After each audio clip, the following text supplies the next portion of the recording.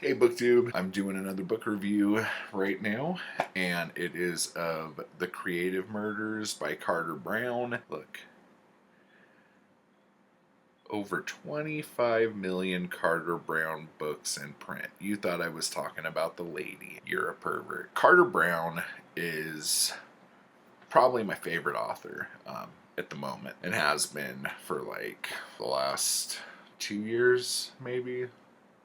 I got into him mainly because, well, I found out about him actually because Robert McGinnis did the cover and a lot of the American releases of his books. And my wife is an artist. She does a lot of book covers. She does all my book covers. She's a huge Robert McGinnis fan. So she was like, "Oh my gosh, that's a Robert McGinnis picture," and she would just like point stuff out as I was looking for stuff, and that's how I ended up on the bandwagon.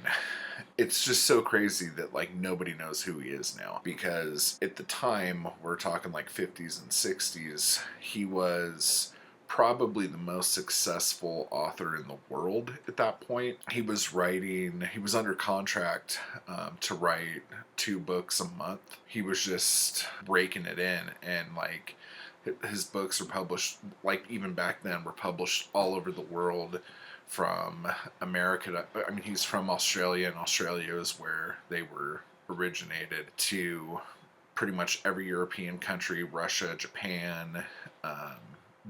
They were everywhere. He was JFK's favorite author, apparently. You can't say enough good stuff about him, really. And I've never been disappointed by any of his books that I've read, and I've read quite a few.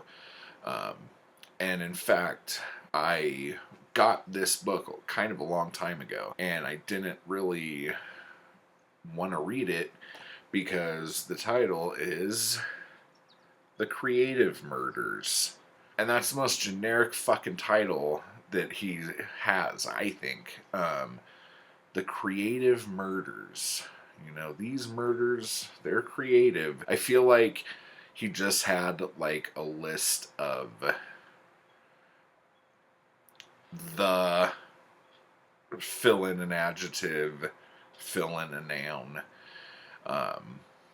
And that's kind of how I picked the titles of his books. And I think this one is one of the worst titles he has. But it's an Al Wheeler mystery. And Al Wheeler is this cop who is a homicide detective who is in the Los Angeles Police Department or whatever.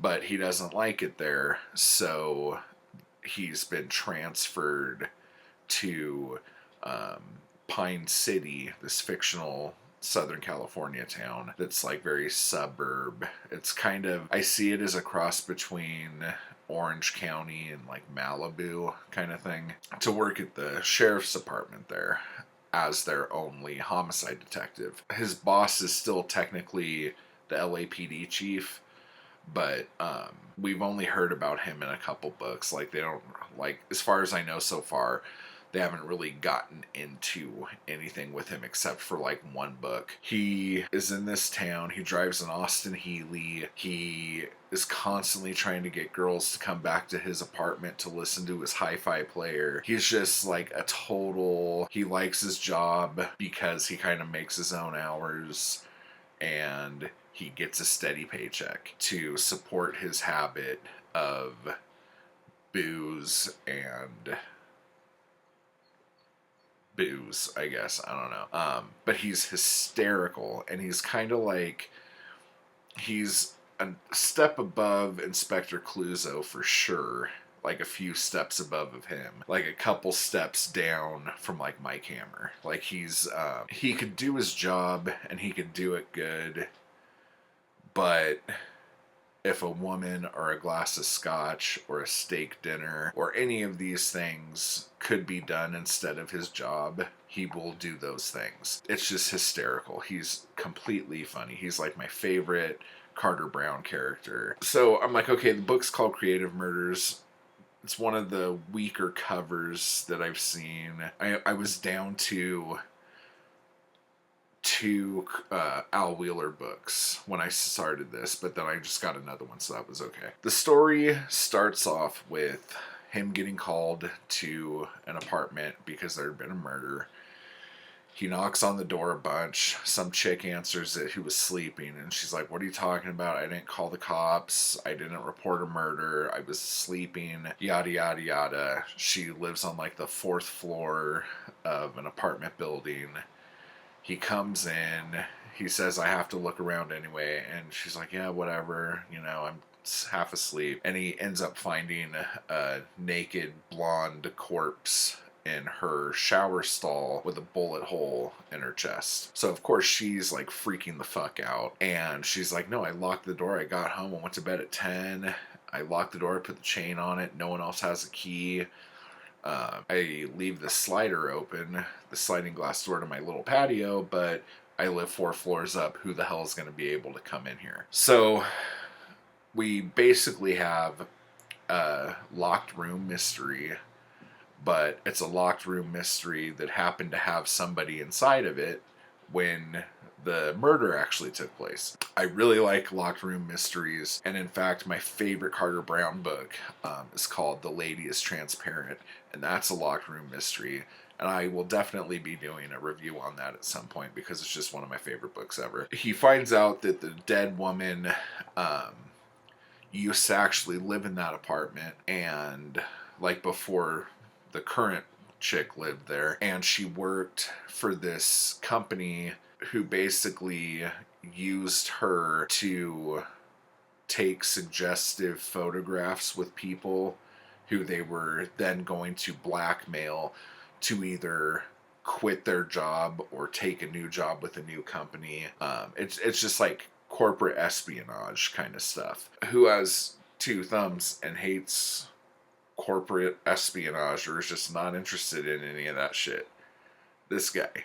Okay. Turns out she was involved with this guy who committed suicide a few weeks before. And then as he starts digging into that, he starts unraveling this huge, like, blackmail conspiracy ring kind of thing. It's fucking great. And one of the best bits in this book, and seriously, it's probably one of the best bits in any Carter Brown book that I've read, is he was getting really close to figuring out who was behind what and all this other stuff, and he went to this chick's house and starts questioning her, and this guy shows up with a gun and injects him with like a hypodermic needle full of LSD, gives him all this LSD, and then the next thing he knows, he's naked in a bedroom, and he's having sex with this chick. And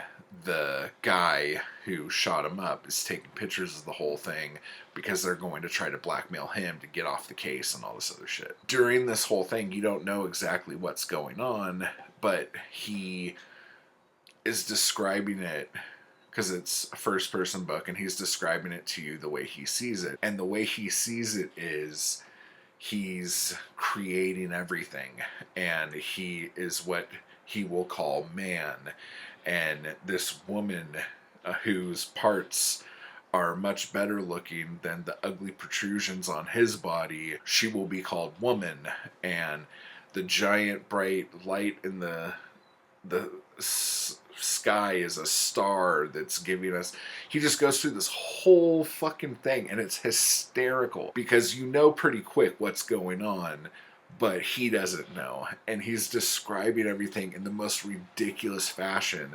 And I was just like, I was laughing as loud as shit. It was just so delightful. It's such a good book.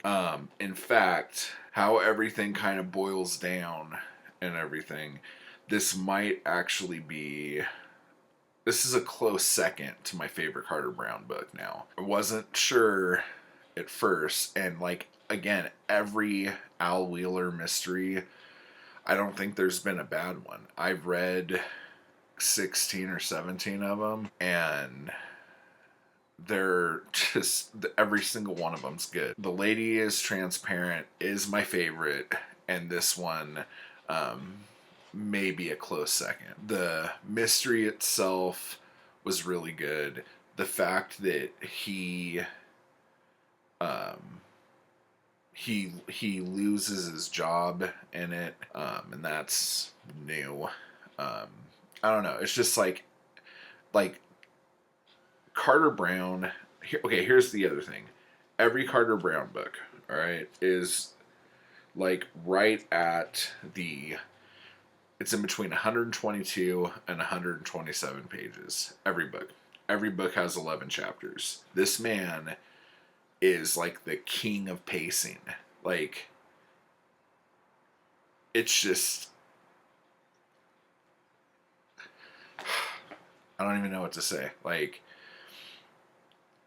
I wish more people knew about him, but at the same time, I'm glad they don't, because I could pretty much get any one of his books at any time for pretty cheap, and I really don't want people running out there and buying them all up, and then there'd be like a scarcity issue or the prices going up.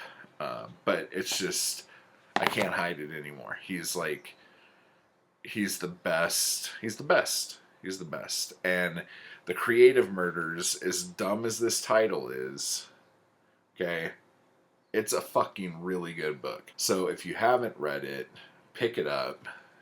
You'll fucking enjoy it without a doubt. He's just, oh, I'm gonna be like, seriously, one of the things that I am so like worried about is when I run out of Al Wheeler books to read, because they don't go on forever. They end, and I don't know how they end, but I know I'm over the hump of Al Wheeler books. So fairly soon, like this year, if I had all of the Al Wheeler books, like probably within the next 2 months, I would read all of them.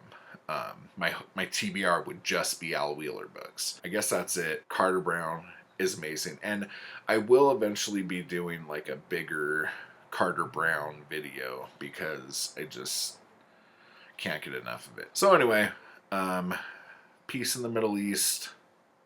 I don't know what else to say. Find some Carter Brown. You'll fucking love it. It's delicious.